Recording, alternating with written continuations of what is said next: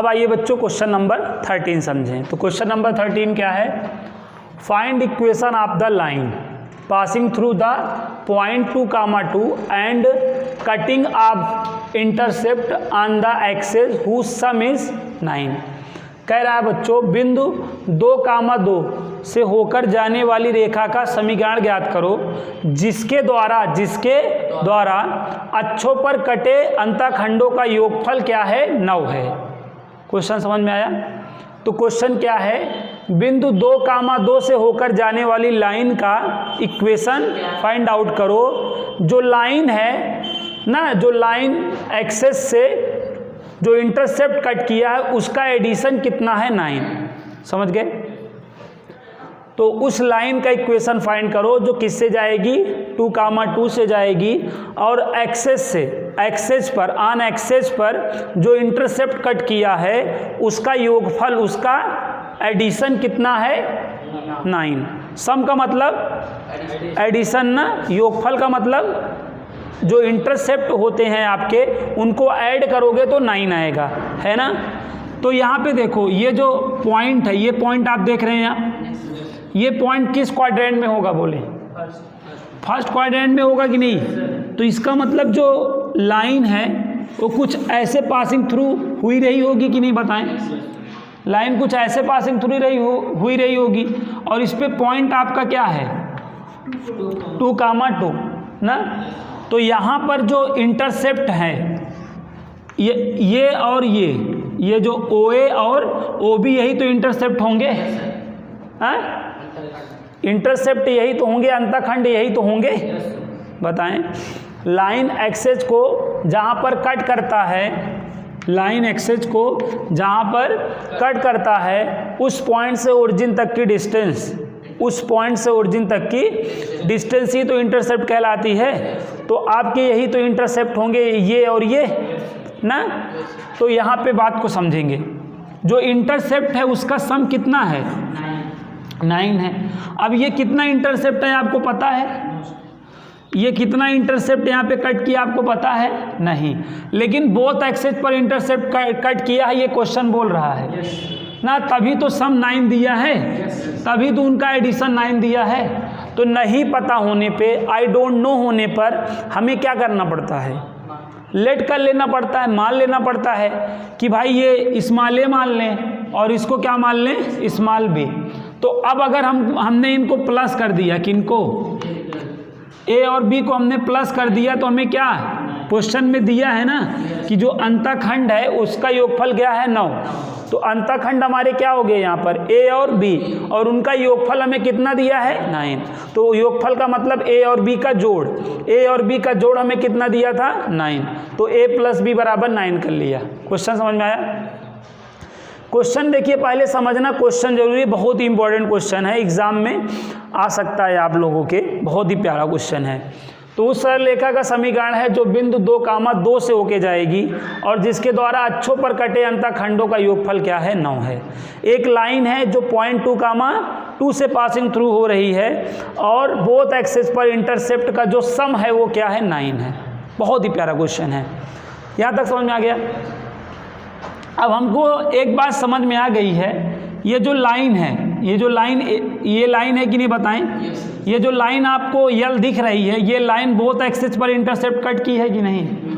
और अगर line both access पर इंटरसेप्ट कट किया हो, अगर लाइन बोथ एक्सेस पर इंटरसेप्ट कट किया हो तो उस लाइन का इक्वेशन क्या हुआ करता है? बताएं आप।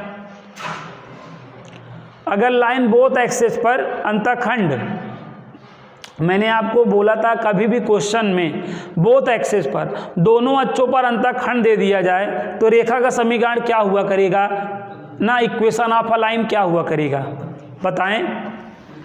x upon a plus y upon b equal to 1 ही तो हुआ करेगा। अगर दोनों अक्षों पर, बोथ एक्सेस पर आपको इंटरसेप्ट गिवन दैट है तो उस लाइन का इक्वेशन हमेशा बच्चों x upon a plus y upon b equal to 1 हुआ करता है। नहीं, बोथ एक्सेस पे इंटरसेप्ट की बात हो गई है कि नहीं? तो क्वेश्चन में कभी भी बोथ एक्सेस पर इंटरसेप्ट की बात हो जाए तो उस लाइन का इक्वेशन हमेशा क्या हुआ करेगा, x upon a plus y upon b equal to 1। तो ये इक्वेशन 1 हो गया, इसको हम इक्वेशन 1 बोल सकते हैं। अब हमें जिस लाइन का इक्वेशन निकालना था एक तरीके से उसका समीकरण भी हमारे पास हो गया कि नहीं, x upon a plus y upon b equal to 1। तो हमें जिसका इक्वेशन फाइंड करना था उसका इक्वेशन भी हो गया और उस पर एक पॉइंट भी है। तो अब ये पॉइंट क्या करेगा, इसका वेलकम करेगा। हमने आपको बता रखा है प्रीवियस क्लास में, आपको जिस लाइन का इक्वेशन फाइंड आउट करना हो उस लाइन का इक्वेशन अगर आपके पास है और पॉइंट उस लाइन पर है तो पॉइंट हमेशा इक्वेशन आप लाइन को क्या करेगा, वेलकम करेगा, सेटिस्फाई करेगा, है ना। तो आप देख लें ये जो आप इक्वेशन 1 देख रहे हैं ये किस लाइन का है, लाइन ए बी का ही तो है ना। तो यहाँ पे हम ये लिख सकते हैं कि नहीं, क्या दिस लाइन, यहाँ पे सिंस, क्या सिंस ना this line, since this line यहाँ पे लिखिएगा, since this line passing through, since this line passing through, since this line passing through point 2, ना हिंदी में क्या लिखा जाएगा, चूंकि यह रेखा बिंदु 2, से होकर जाती है, इसलिए क्या होगा बच्चों, अब ये क्या करेगा, वेलकम करेगा ना, लाइन के इक्वेशन को क्या करेगा, सेटिस्फाई करेगा। क्या करेगा, सेटिस्फाई। तो सेटिस्फाई करा दें, सेटिस्फाई कराते टाइम वैल्यू कहाँ रखी जाती है, x, y के प्लेस पे रखी जाती है ना।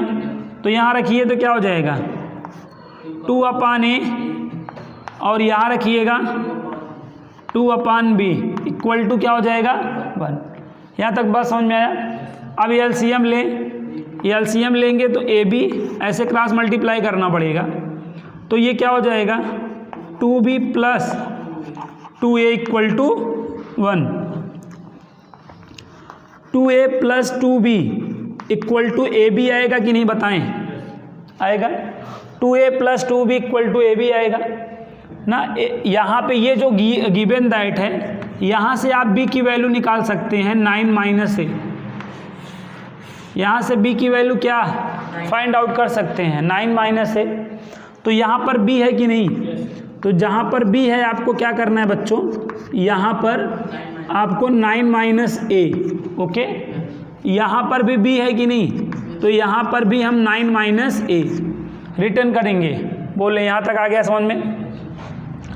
अब यहाँ पे क्या हो जाएगा 2a प्लस ऐसे मल्टीप्लाई कर दें 9 2 जाए ना 18, 9 ना माइनस 2a 9a माइनस ए स्क्वायर हो गया कि नहीं, बोलें यहाँ तक आ गया बात समझ में, यहाँ तक आ रहा है समझ में।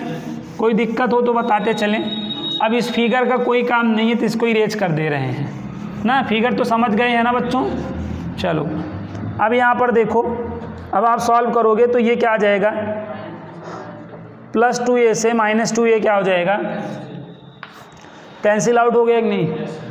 अब ये जो RHS साइड वाले टर्म हैं उनको क्या करिए आप LHS साइड कर लीजिए। तो माइनस इधर लाइए प्लस ए स्क्वायर हो जाएगा, ये प्लस इधर लाइए माइनस 9 हो जाएगा और ये प्लस 18 ऑलरेडी है ही ना। अब इसको क्या करें फैक्टराइज कर दें।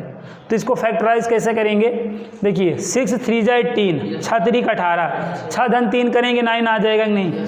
तो इसको फैक्टराइज करेंगे तो ये आपका क्या आएगा, अगर आप देखें तो a minus 6 a minus 3 is equal to 0। जब इसको ओवरऑल फैक्टराइज कर लेंगे, जब इसका आप गुणनखंड कर लेंगे तो यही आएगा, है ना।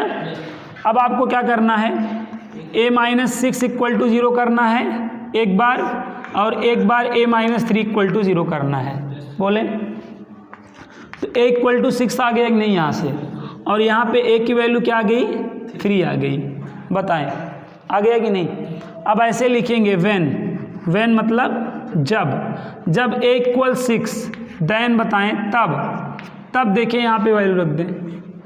जब a की वैल्यू 6 है तो यहाँ पे b इक्वल टू क्या हो जाएगा 9 माइनस 6 ना, तब b की वैल्यू 3 नहीं आ जाएगी, बताएं। तब देन इक्वेशन क्या होगा बताएं। देन इक्वेशन आपने क्या मान रखा है, x upon a plus y upon b equal to 1 ना। तो x अपान ए की वैल्यू, b की वैल्यू इक्वल टू 1। एक इक्वेशन ये हो गया कि नहीं बताइए, एक इक्वेशन ये हो गया। अभी एक इक्वेशन और निकलेगा, कब, जब बच्चों क्या, जब a इक्वल टू क्या, यस, जब a इक्वल टू 3 तब क्या होगा बताएं। तब b इक्वल क्या हो जाएगा, 9 माइनस 3 ना। तो b इक्वल 6 आ जाएगा कि नहीं, आ जाएगा। अब बताएं, अब समीकरण क्या होगा बताएं। समीकरण क्या था, x upon a plus y upon b equal to 1 था ना। तो x अपान ए की वैल्यू क्या है और b की वैल्यू क्या है 6 इक्वल टू 1। तो हमारे दो इक्वेशन आया, एक ये दूसरा ये। समझ में आया। आगे भी ये सॉल्व हो सकता है, एलसीएम लेकर ना कर लीजिएगा, नहीं तो यहीं पर छोड़ दीजिएगा इंटरसेप्ट फॉर्म में ही। तो आई होप ये क्वेश्चन भी आप लोगों को अच्छे से समझ में आ गया होगा ना। इसको भी